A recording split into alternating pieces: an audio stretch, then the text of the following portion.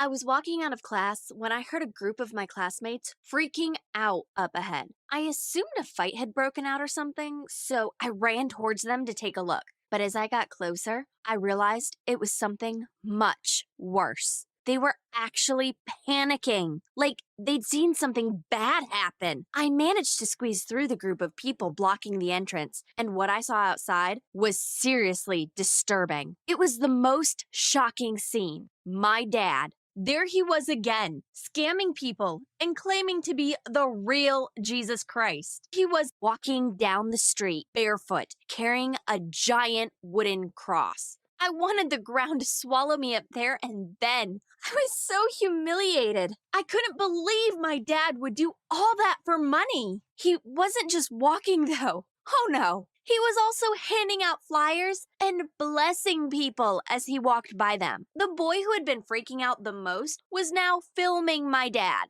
Give it an hour, and this would be all over the internet. I started to walk away from the door, praying that the boys wouldn't turn around and see me, but it was too late. I was about halfway down the hall when one of them shouted in my direction, "Hey, Eden, my girl, isn't that your old man out there? What, does he think he's Jesus or something?" I just ignored my classmate and decided I had to do something. I ran out onto the street. I had never bunked off school in my life, but my dad was making a scene, and I was so worried about him. I was crying as I ran towards him. He had taken it too far now. This wasn't okay. I caught up with him and made him walk home with me. I was so embarrassed because he kept trying to hand out flyers, and of course, he was carrying that gigantic cross. I just kept shouting at him, telling him to stop humiliating me and to maybe act normal for once and stop dressing like he was born 2,000 years ago. I didn't even give him a chance to reply as we reached our house. I just stormed inside. But as I went through the door, I heard him say, "But I was born 2,000 years ago." He had seriously lost the plot. I went straight to my mom. I left Dad on the porch and tried to get my mom to come outside with me so I could show her the cross. My mom barely even looked up from the crossword puzzle she was doing. She was so used to my dad's eccentric behavior that she didn't even care. She didn't even think there was anything wrong, and it just went downhill from there. My dad has always been quite a religious man, but recently he started acting a bit crazy about the whole church thing. After going there so many times, he claimed that he could feel the Holy Spirit entering him and that he was meant to be the Jesus of the modern era. According to him, he was Jesus Christ who had come to save the youth from sin. Worst part was that many people actually believed him, and he made a good chunk of money off of it. People would come and ask my dad to heal them. In fact, every weekend, our front yard was full of people waiting in line to see my father, or should I say, Mr. Christ. And Mom didn't exactly help the situation. It's not like she encouraged Dad's behavior, but she let Dad quit his job so he could focus his time on religious stuff. I wanted to shake my mom. Dad was as much responsible for this family as she was. Even though my dad was making tons of money, we had no idea where it went. And yet, she just took it upon herself to support us all. And she was exhausted. She was like a zombie sat in front of the TV. I sat down next to her and was about to try to talk to her again when my phone beeped. It was a Facebook notification for some event. I opened it up and couldn't believe it. It was from my dad. He had set up a Facebook page, and this event was open to anyone who wanted to come along and be baptized and be surrounded by the Holy Spirit for $100 each. And he had actually had the cheek to invite me. I got up to go and have a word with him, and that's when I noticed one of the flyers he had been handing out. It was for the event too. I was so angry. I wanted to rip every last flyer up into shreds and throw them at him. And that was only the beginning. Pretty soon, Dad started to get quite distant. He began hosting his weekly meetings for this new group he'd started, and Mom and I barely saw him. When we did see him, he was just mumbling about these flashbacks he kept having from 2,000 years ago. Dealing with my dad had become so frustrating that at some point, I just decided enough was enough. If he wasn't going to listen to me, then why even bother? It was just a waste of my time. I found the best way to cope with him was just to ignore him, which is what I did every chance I got. But then one day I saw him hanging out with a crazy looking woman at the lake I usually go to, and I realized I couldn't ignore him any longer. I couldn't believe what I was seeing. They were sitting by the lake, and the woman was scooping water out of the lake with a silver goblet thing and pouring it over his head. Every time she poured the water over him, she'd whisper something in his ear, and he'd giggle like a little boy.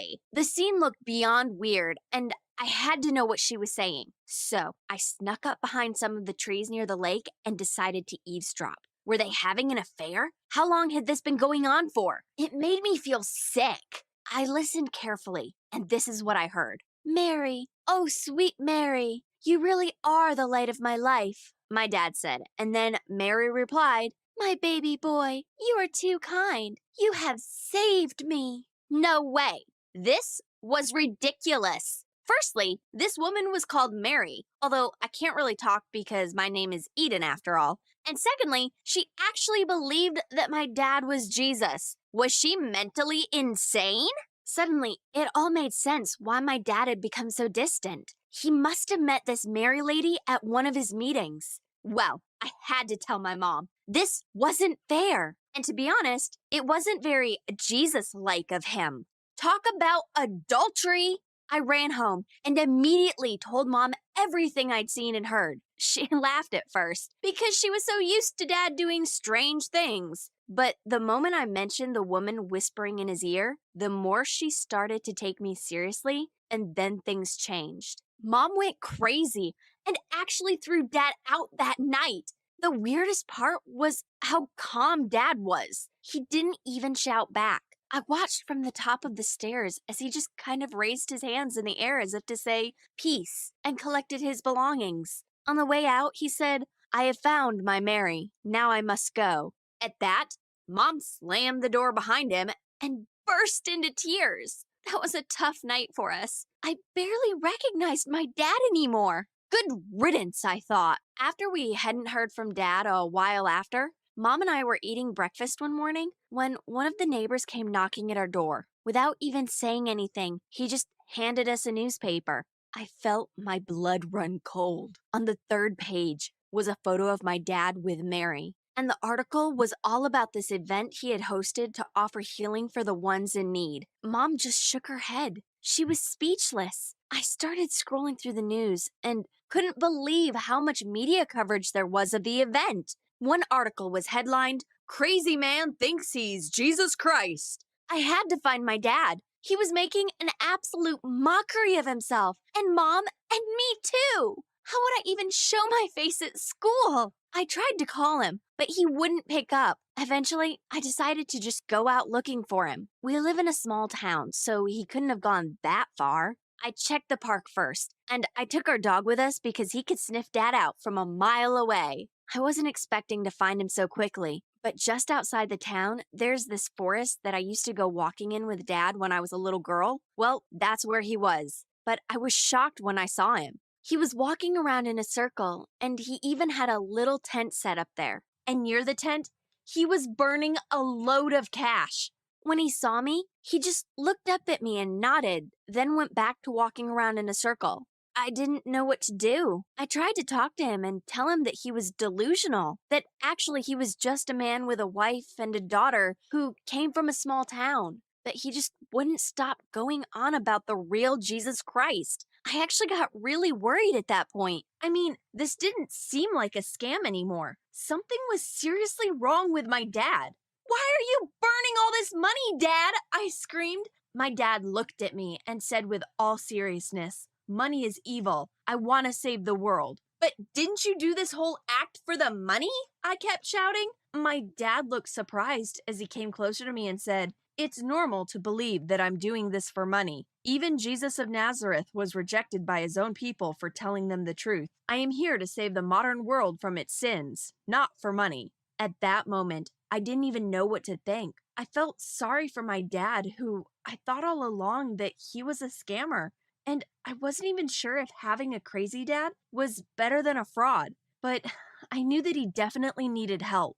I told Mom, and even though she was still angry at him, she called her friend who worked at the nearby psychiatric clinic, and they said they would go and pick him up. I hope they had handcuffs or something because he would definitely put up a struggle. But they somehow miraculously got him to the clinic and they ran tests and said he seemed quite calm, but that they just wanted to make sure it was nothing serious. When we went to visit him, I was freaked out. There were actual real nutcases in there, like people who were stir crazy. The place really gave me the creeps. When I was sitting with Dad, we heard screams coming from down the corridor, but Dad seemed fine. He said this was all part of his mission. And that's when I started to shift in my seat. I knew it. I could feel it deep inside me. There really was something wrong. He wasn't just delusional. There had to be something more. Suddenly, I wonder what had happened to Mary. And I asked him. His face dropped, and he said she had been a fraud and just wanted publicity and had even sold their story to the newspaper. Whoa, I thought. It must have been why my dad got so angry and burnt all the money. And he really was crazy. Like, officially. The doctor said they suspected it was schizophrenia and would need to keep him in the clinic to run further tests and to supervise him. At first, I was devastated. I didn't want to leave my dad in that place. But pretty soon I realized it was the best place for him. Heaven knows, we couldn't handle him. I started to think if I hadn't found him in the forest, what would have happened to him? He could have just starved out there. Up until that point, I hadn't paid much attention to mental health, but it's such a fragile thing. I just hope my dad comes to his senses soon and realizes he is not Jesus Christ for all our sakes. What do you think of my story? Please share your comments and don't forget to like this video and subscribe to the channel for more stories.